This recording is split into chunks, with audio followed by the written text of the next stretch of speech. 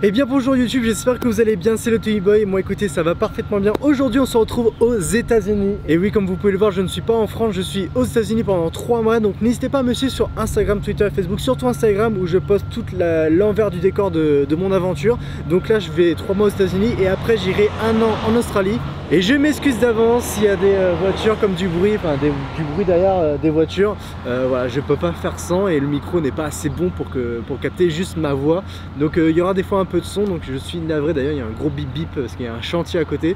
Je suis très mal placé, ok. Donc aujourd'hui on va voir ensemble comment on fait pour prendre les étoiles en photo, mais ça marche aussi pour tout ce qui est les lignées de voiture. Vous savez que des fois vous voyez des photos un peu comme celle-ci, ou alors des photos d'étoiles comme celle-ci que j'ai pris à Grenoble, celle de la Voie lactée, qui est juste magnifique. C'est une de mes photos préférées et c'est une de mes photos les plus réussies. Et d'ailleurs il y a une société qui m'a contacté pour imprimer cette photo, c'est la société Salle Digital. D'ailleurs je les remercie beaucoup. D'ailleurs il y a un petit code de réduction si vous voulez avoir moins 20 € sur votre prochaine commande. Donc n'hésitez pas, il y a un petit lien. Voilà, si vous voulez commander votre photo imprimée sur un tableau, et ben vous pouvez, vous avez un petit code réduc de 20 €. Et moi je l'ai imprimé en tableau et pour offrir à mes parents avant de partir. Donc c'est une super marque et je vous invite à aller voir si ça vous intéresse d'imprimer vos photos. Bah là vous avez un petit code réduc, voilà, comme ça c'est cadeau. Et j'ai fait un concours sur Instagram qui n'est plus disponible, il fallait être sur mon Instagram, où je vous offrais votre photo en tableau. Voilà, donc le petit concours est passé. Et puis bah nous on va commencer la vidéo. Maintenant je vais vous expliquer comment on fait pour faire ce type de photo. Alors tout d'abord on va commencer déjà par le lieu. Le lieu est très important.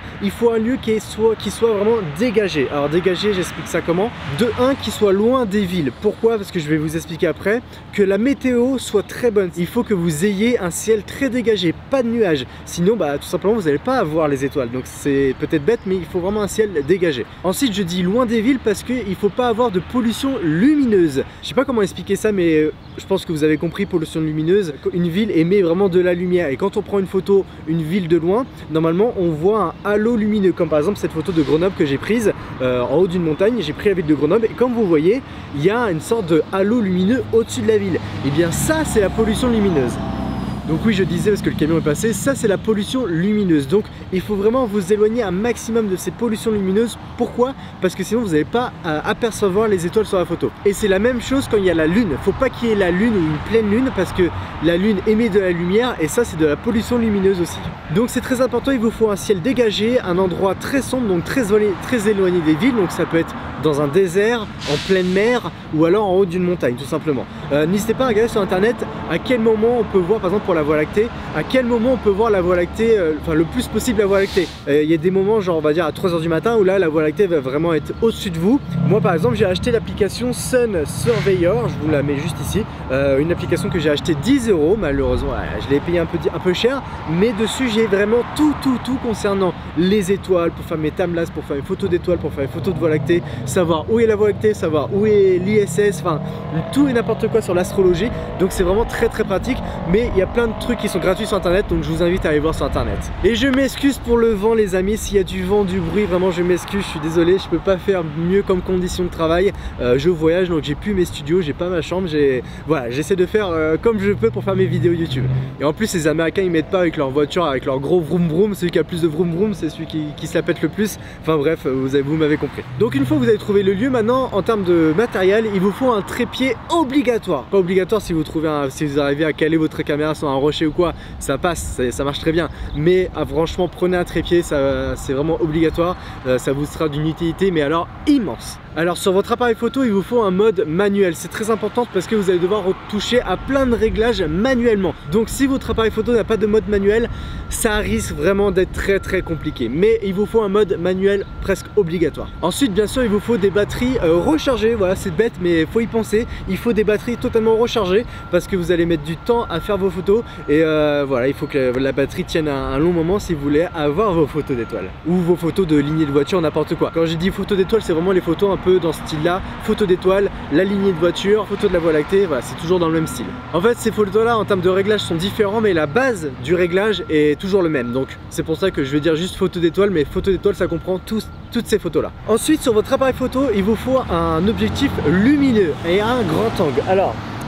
je me répète, il vous faut un objectif lumineux et un grand angle. Alors c'est quoi un objectif lumineux? Déjà grand angle c'est un objectif on va dire en dessous de 24 mm. Tout ce qui est 20 mm, 18 mm, 16 mm, 12 mm, 10 mm, c'est du grand angle. Pourquoi grand angle? Parce que comme ça vous allez capter un grand nombre d'étoiles, l'image sera beaucoup plus spectaculaire avec un grand angle, avec un objectif on va dire standard. Vous pouvez le faire, il n'y a pas de souci, mais c'est plus compliqué.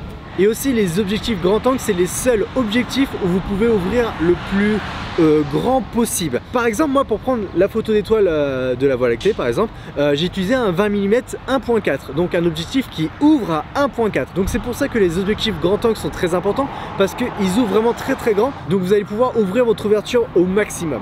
Mais si vous avez un objectif par exemple à 24-70 qui ouvre à 2.8 par exemple, comme j'utilise actuellement pour filmer ma vidéo, ça marche très bien, mais vaut mieux privilégier les objectifs grand angle qui ouvrent vraiment très grand, donc des objectifs qu'on appelle lumineux. Maintenant, une fois que vous êtes arrivé sur le lieu, vous avez le matériel adéquat.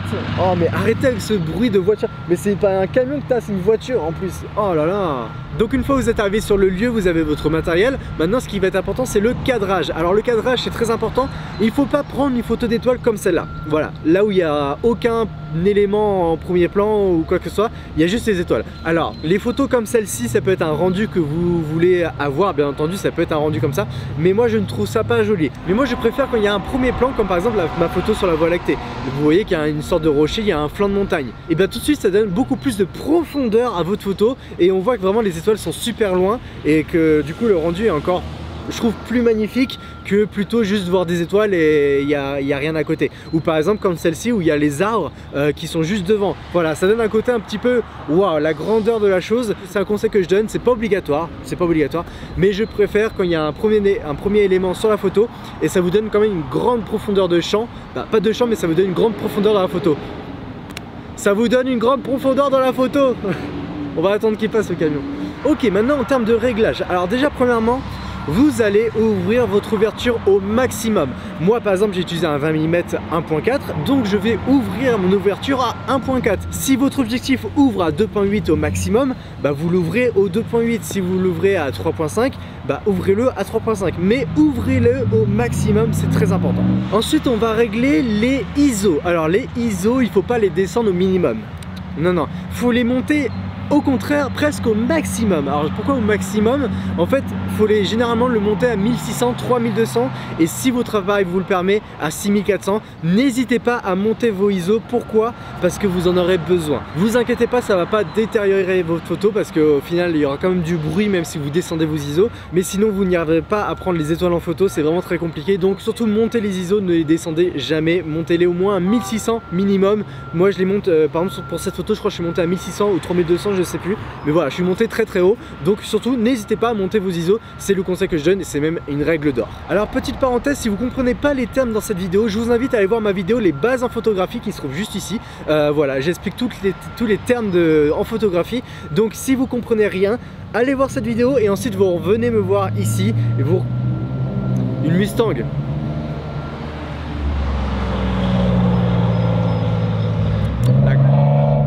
La classe. Il a droit lui. Donc voilà, allez voir ma vidéo si vous comprenez rien et ensuite vous revenez ici, comme ça vous allez tout comprendre des termes que je raconte. Donc le temps de pause est très important parce que c'est ça qui va faire votre photo. Bon, il abuse un petit peu.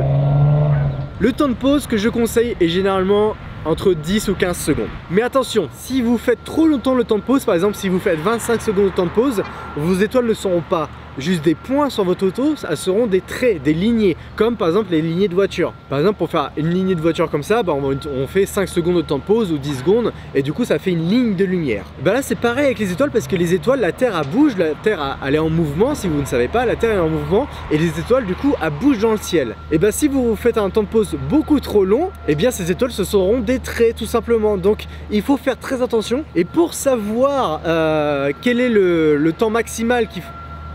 Oh, il me saoule lui. Come on, move your ass.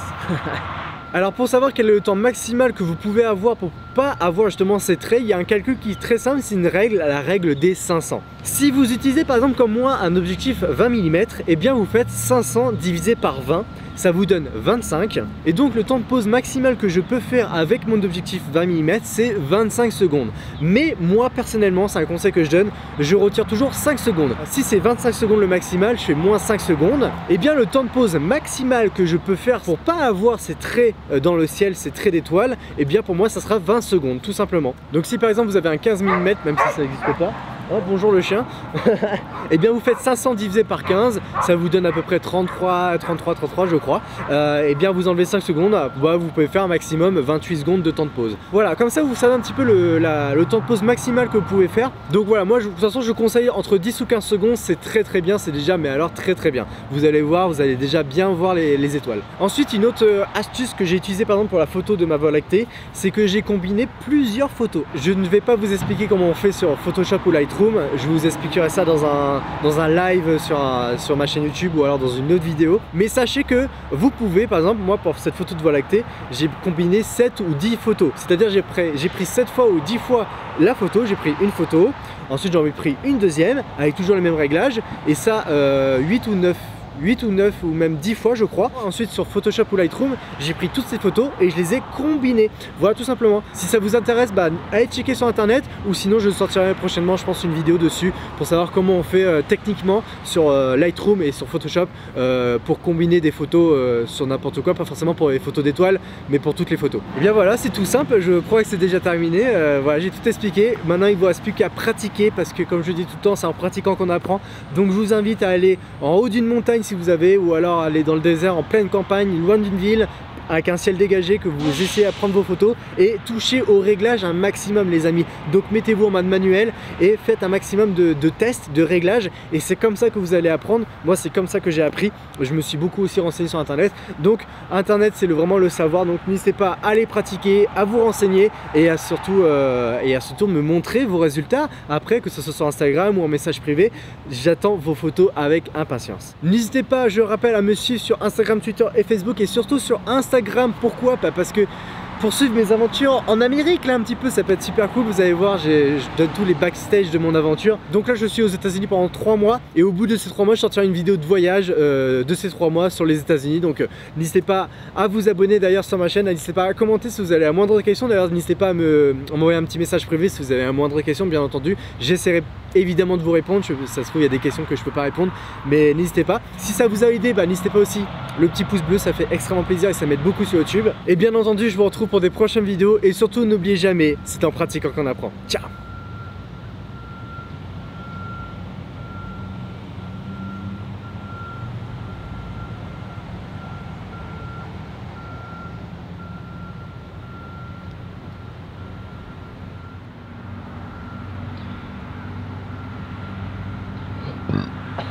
Pardon.